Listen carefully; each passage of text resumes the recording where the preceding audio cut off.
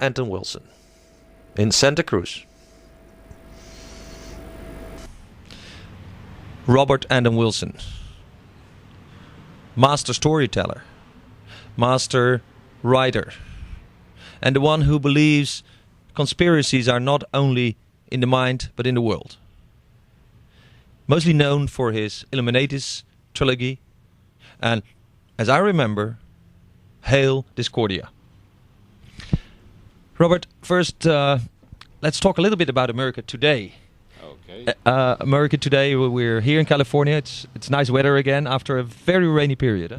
Oh, the storm was terrible, but we don't. Nobody cares about our weather who isn't here. What's really terrible is what's happening in our politics.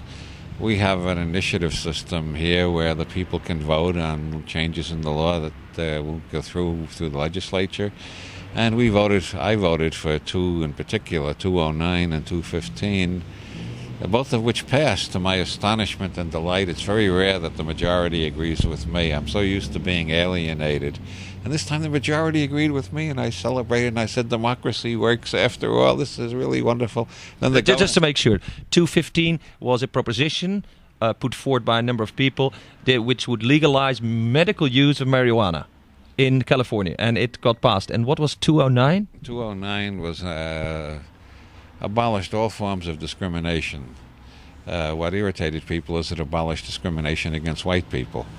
And right now, that's a lot of our laws do discriminate against white people, and so this was regarded as a great step backwards in civil liberties. I regard it as a step forward to abolish discrimination. But this was in the past. You had if the government had to hire people, they had to hire black people and women and minorities, and that by this 209 initiative that was put in the past. Well, 209 says they can't discriminate either way, pro or con, any group, and to me that seems fair and seems so fair. It's blatantly obvious. What could be more fair than that? No discrimination for or against anybody.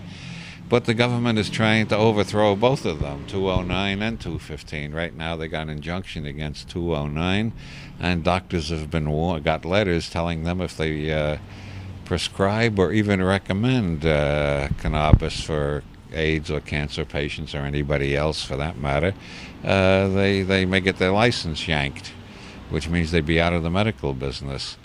And so it seems that the theory of democracy is one that the people believe in, but the government doesn't. But that's the way it usually is. I never have heard of a government that really believes in democracy. But how are they going to stop this? I mean, did the people voted for it?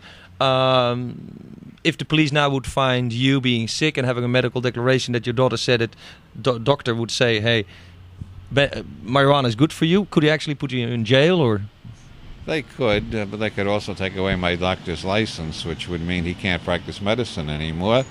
And since doctors are not trained to do anything else, that means he'd be out of work in a country that doesn't have much of a welfare system compared to what most parts of Europe have. So they are trying to reverse the will of the people. They're trying to reverse what the people... But in a sneaky way, you say? Well, I don't know. No, they're pretty blatant about it. What it comes down to is we say this is what we want, and the government says, fuck you, you're not getting it. And that is not what the theory of democracy is all about. The government is supposed to be our servant, not a tyrant telling us what we can and cannot do. Besides, what business is it of the government what a doctor does, what a doctor prescribes? The government is not supposed to be experts in medicine. The doctors are supposed to be the experts.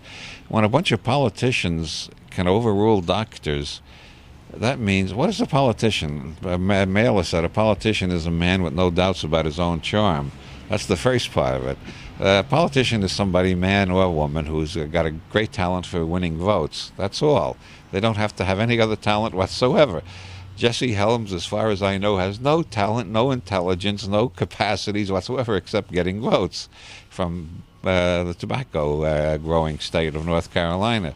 Politicians get votes, but they don't know anything else, and now they're going to come between me and my doctor, or anybody and their doctor.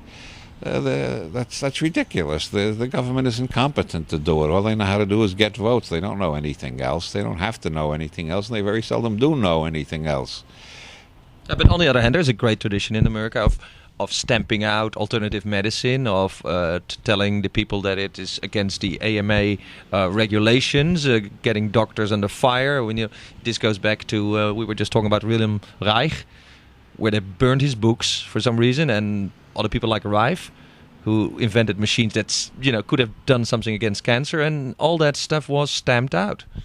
Yeah, they burned Reich's books in an incinerator. All those books, all but one, are back in print again after 30 years of jiggery-pokery and negotiating and whatnot. There's one book that still isn't in print in this country. That's Contact with Space, his last book. And I don't know why that one is still unavailable. But, and that is that about his work with Cloudbusters, and when he said that there was like an invasion from, other realities? Yes. Also, there have been several cases where they have raided doctors who use nutritional rather than allopathic approaches to disease. They come charging in, knock down the door with drawn guns like they're raiding a crack house in the ghetto. And obviously they're trying to terrorize doctors who believe in alternative medical theories.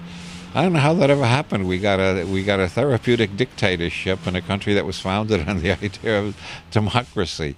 But it's happened.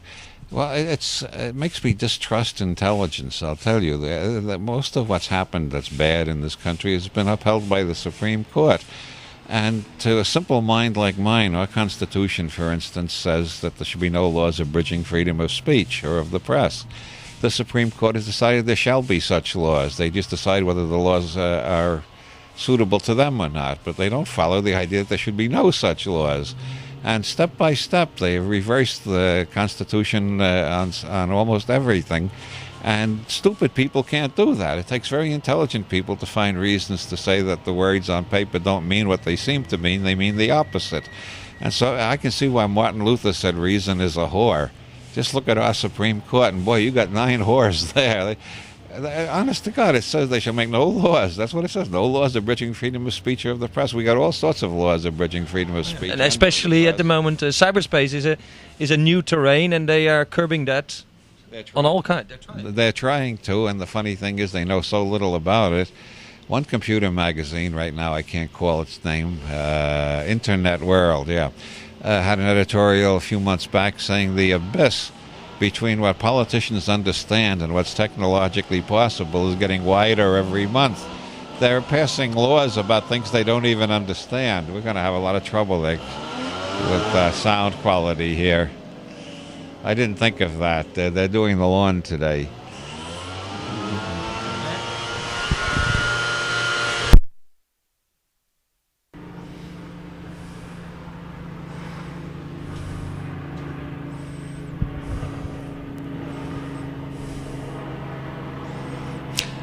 Conspiracy. That's, of course, the stronghold of Robert Anton Wilson. What fascinates you in conspiracies? Well, the most successful book I ever wrote was about conspiracy, so people keep sending me material about it, so I can't ignore it. And it is an interesting area because between the paranoids who believe there's one big conspiracy that runs the world, and they are clever enough to have figured out which one it is, and the total deniers who say, oh, any conspiracy theory must be nuts, must be paranoid. There's a great deal of other positions you can take, such as the position, for instance, of one of the groups I'm studying for my encyclopedia of conspiracy theories, Albionic Research. They believe there are 2 major conspiracies fighting over the world, the Vatican and the British royal family. And every other conspiracy or corporation or government or affinity group in the world is either part of one or the other, whether they know it or not. You're either working for the British royal family or the Vatican, whether you know it or not. And then there are multiple conspiracy theories which begin to make a lot more sense to me. There was a district attorney I met at Essel in a New Age workshop center where I was teaching a workshop, and this DA told me that anytime there's a land deal in any American town, there are 24 conspiracies immediately start fighting over who's going to make the biggest profit out of it. And I think that's a reasonable figure. I can't believe in any conspiracy theory that involves less than 24 conspiracies, because people just The idea of one major conspiracy just doesn't make sense to me, and even two doesn't quite do it. It's like H.L. Mencken's attitude towards religion. He couldn't believe in atheism because the universe is not quite that chaotic. It's like atheism is like saying if you throw all the junk over the wall for 4.5 billion years, it'll turn into a computer in full working order connected to the net. And then there's monotheism, which says there's one controlling intelligence, which is like the paranoid conspiracy theories. And Mencken couldn't see any evidence of one controlling intelligence any more than he could see total chaos. So he decided polytheism made the most sense. There's a committee, and they disagree with each other frequently. And that's the way I feel about conspiracies. There are lots of them going on, but there's no one big conspiracy controlling everything. And is it so that in practical conspiracies that things get out of hand? Because take the drug scene, that seems to be going in some direction and governments involved and big money and whatever. But on the other hand, they seem to be a chaotic lot and fighting among themselves. Yeah, well, that's the way it is with most. You look at the biggest documented conspiracy, one that's not a matter of conjecture or speculation by professional conspiracy buffs, one that really went into court, the Pay Due conspiracy in Italy, where a bunch of third degree... Like a Masonic lodge in Italy that was very powerful and killed people. And they got 900 members of the government into that lodge. It was called the Pay Due Lodge of the Egyptian Lodge of the Grand Orient Lodge of Egyptian Freemasonry, to give them their full title. And Pay Due had 900 people in the government, including the head of the secret police, who was supposed to be observing subversive movements. He was part of this subversive movement. They were planning a fascist coup, which they were financing with dope money, laundering drug money through the Banco Ambrosiano and the Vatican Bank by means of Roberto Calvi, the president of Ambrosiano, and Archbishop Marcinkus, the president of the Vatican Bank at that time. That was a real conspiracy. And how did that end up? Calvi was left hanging from a bridge, apparently killed by the mafia in some complicated double cross. Sindona was convicted in New York of 55 counts of stock and currency fraud, convicted in Rome of murdering a bank examiner, and then was poisoned in his cell. And the rest, General Mussolini died suddenly while he was under investigation. And I think that's the way most conspiracies work in the real world, as distinguished from paranoid theories. Most conspiracies end up devouring themselves. Yeah. But you were the one who, like in Illuminati, the Illuminati trilogy, pictured a whole jungle of conspiracies that in fact ran the world and had a hand in most things, like the killing of Kennedy or whatever happened in that time frame. Well, Illuminatus had to have an end, so at the end it turns out there are two major conspiracies, but... I think we...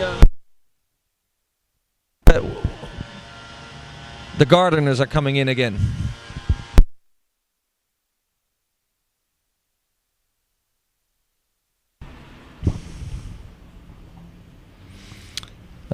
The Illuminatus trilogy was written when? 1969 and 70, and then it took 5 years to find a publisher. It was rewritten slightly in 74 to bring it up to date just before publication. That's how the references to Nixon got into it, for instance. When it was written, it was mostly during the reign of LBJ. That was the time when I felt most strongly that the most paranoid conspiracy theories might be true, because America was so weird in those days. It's still weird, but it's not quite that weird. There's now other fields of activity, like the computer industry, where you could think that the conspiracy thing happens. We're all coerced in getting into Windows, which means Bill Gates' Windows to the world. How do you see that? Well, in the research we're doing on the Encyclopedia of Conspiracy Theories, I find there's a hell of a lot of people who either believe that Bill Gates is the Antichrist, or they hate him so much that they're saying that, whether they believe it or not. I think it's kind of funny to imagine the Antichrist as the head of a computer company, but, well, why not? That's one of the things we're going to have to cover in the encyclopedia.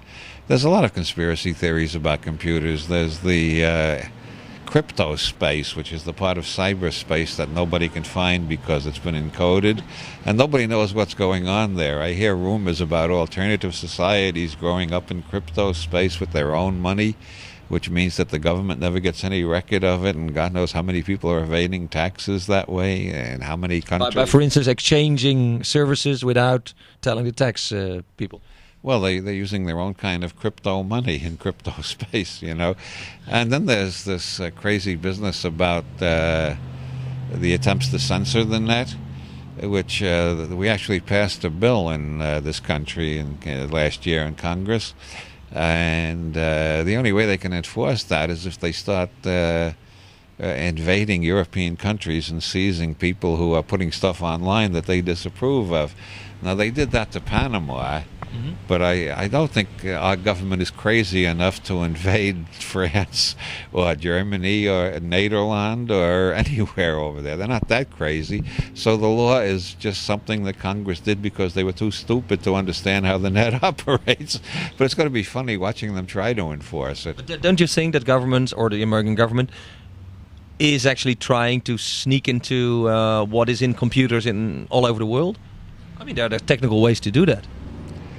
Well, it's another thing that we're investigating for the encyclopedia. There's a lot of people who believe that you can't do anything on the computer without the government knowing about it. I just don't believe the government is that well staffed.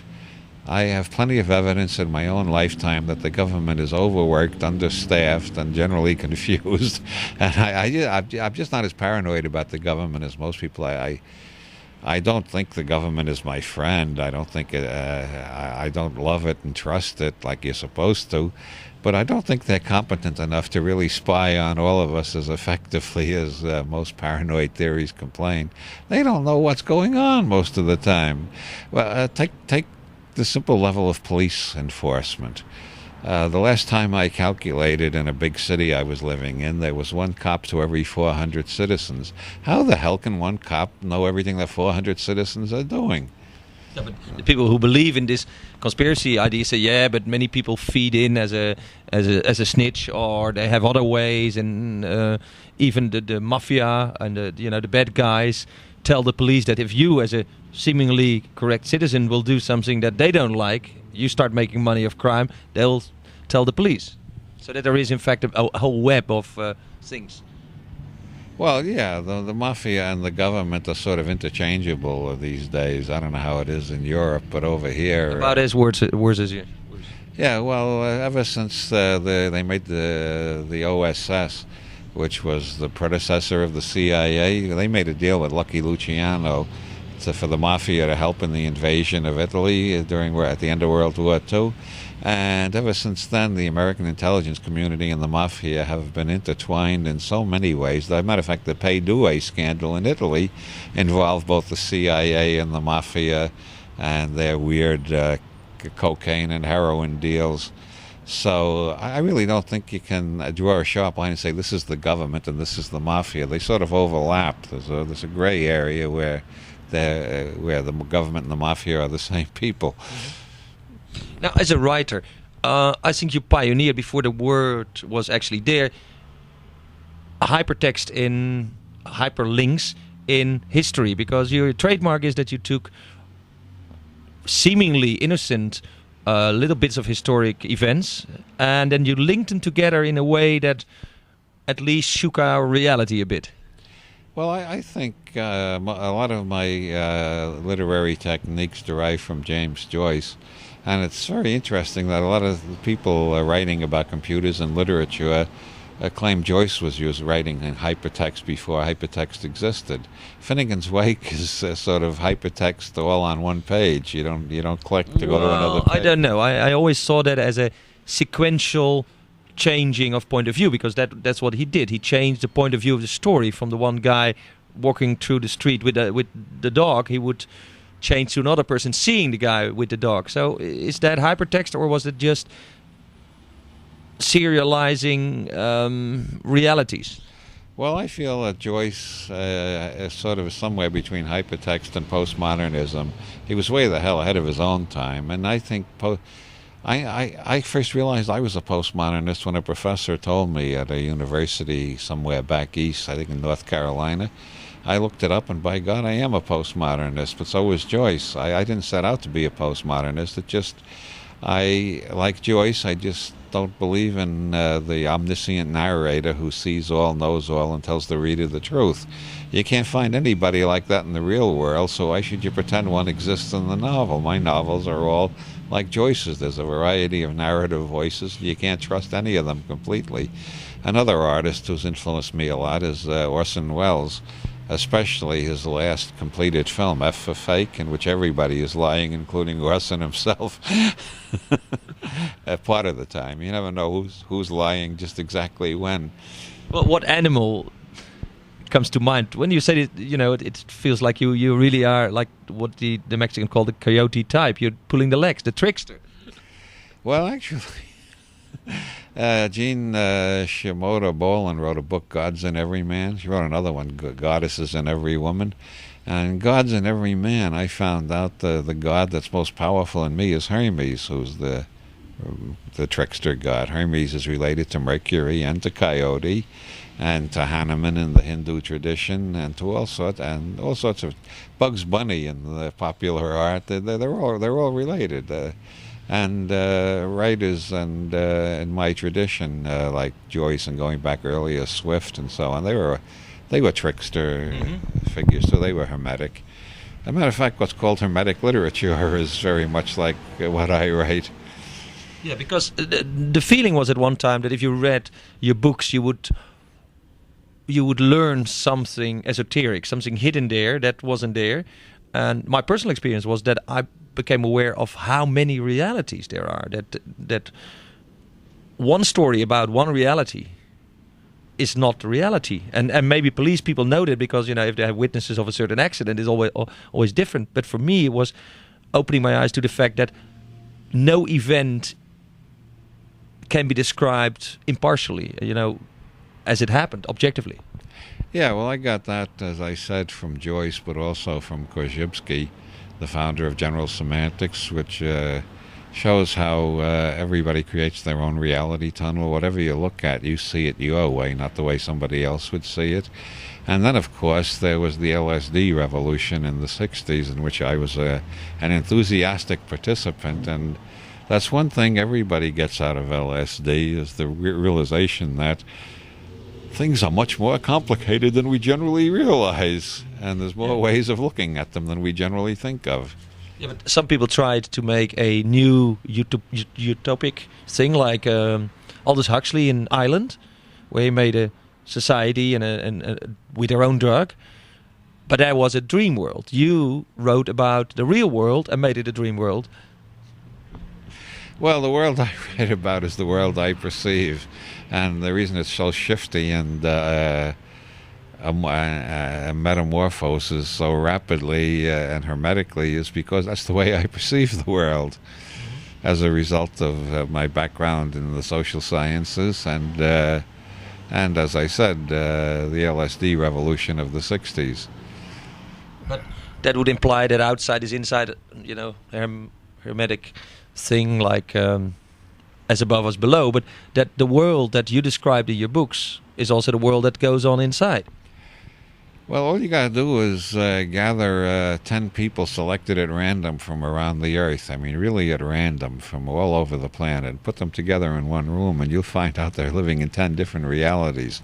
Supposing you got a Muslim businessman, Chinese commissar, Protestant fundamentalist from Southern California, and add 6 more of your own, an African politician, a banker from Amsterdam, and switch on the videos that you have. Yeah, well, yeah. Just imagine you get them together. How much reality do they share? They all live in different realities.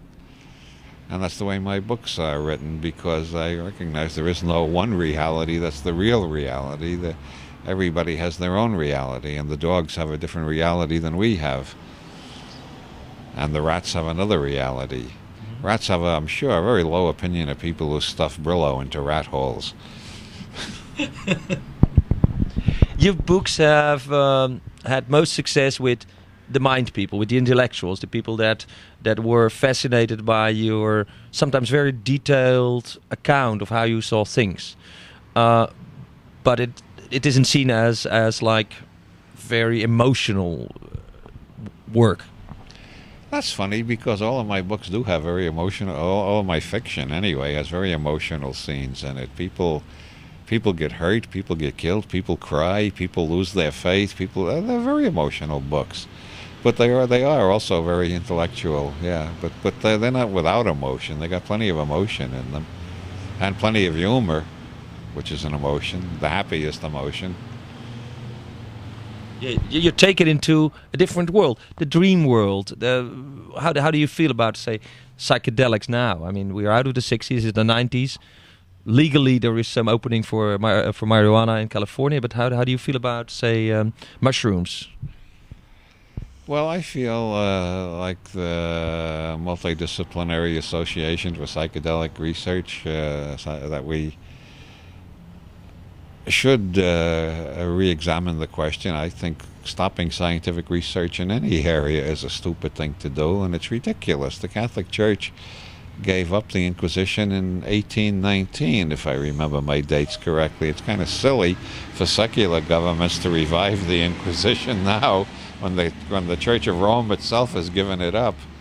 There should be no. The only scientific research that should be banned is unethical research or research that could harm people. But I don't see any evidence that that's true of psychedelic research.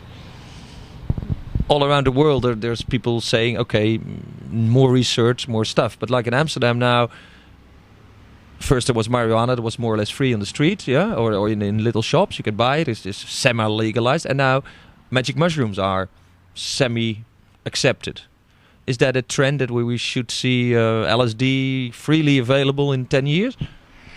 In Amsterdam, probably, but I don't mean to sound like I'm flattering the audience that this is going to, but I always feel Amsterdam is a very special place. It gives me hope that civilization is possible on this planet, because I find damn little civilization anywhere else outside Amsterdam. So I think anything can happen in Amsterdam if it's intelligent and rational and makes sense. But in the rest of the world, things that are intelligent and rational and make sense don't have much chance. It's always a long uphill fight. Like the anti-slavery movement, that was 100 years before it made any major effect on the world. And I think most attempts to introduce reason... Slavery trade originated mostly from Amsterdam. We were bad in that respect. We're good as far as marijuana goes, but slavery was not ours. Well, that's what I mean. I mean, it took 100 years for the anti-slavery movement to have any victories at all. The first one was Massachusetts, which banned slavery, and then England a little bit later. I don't know the exact order, but bit by bit it was erased in the Western world, at least, although we know it still exists in the Islamic world. By the way... You know that we traded New York, the Dutch traded New York for Suriname, and that slavery was part of that whole thing? I didn't know that slavery was part of that, but it doesn't surprise. To do business was, of course, that the Dutch were the biggest slave traders in the world. Well, I don't know what to say about. I don't know. Maybe all those people that got into that are now reincarnated in Amsterdam, freeing it up. Well, the point is that things seem to happen in Amsterdam and in Holland generally, Nederland generally, that happen later in the rest of the world. They don't happen quite as fast. Like, you look at the lives of the great philosophers of the Renaissance, and all of them spent part of their lives in Nederland because they were wanted for heresy in the rest of Europe, and Nederland accepted them. If it wasn't for Nederland, I think most of the great philosophers of the Renaissance period would have went the same way as Socrates, or rather Giordano Bruno, right to the stake. How come you don't live then in Amsterdam? Well, I've often thought about moving there, actually. I've thought of it several times. I'm thinking of it again, actually, even before you arrived. I'm thinking of moving to Mexico, Canada, Amsterdam. I'm considering various alternatives right now. You're not happy with America? Well, the government doesn't trust the people, and they spy on us more and more, and it gets you nervous after a while. I feel if Bill Clinton doesn't trust the American people, he should just go somewhere else and become the president of some people he does trust, instead of sending people out to spy on us all the time, to pry into our bladders even, for God's sake. That's something even Hitler and Stalin didn't do. You're referring to the fact that it's now legal to test urine testing people, employees and stuff? It's not only legal to do it, there's an underground fighting against it by selling drug-free urine. If you can manage to substitute that for your own urine during the test, you got to learn prestidigitation like stage magic, But the drug-free urine mostly comes from Boulder, Colorado, which is really astounding, because I don't see how you can find drug-free urine in Boulder or 100 miles around. I figure it must come from cows. They have a lot of cattle ranches there. They're selling cow urine through the mail. I'm convinced. Someday, some loyal government employee who wouldn't think of touching drugs is going to get called in and told the results of your urine tests are okay on drugs. He says, "Well, of course I wouldn't." And they say, "Yes, but we find out you got hoof and mouth disease, so we got to put you down before you can infect the rest of the herd." Okay, this was Robert Anton Wilson about conspiracy and craziness in America today, too. Well, I don't think America's the worst place. There are other places even worse, like South Korea, North Korea, Iraq. There are quite Singapore.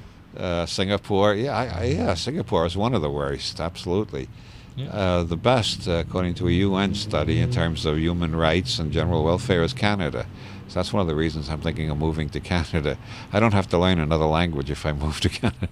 You don't have to in Amsterdam. Thank you for your interview. You're quite welcome.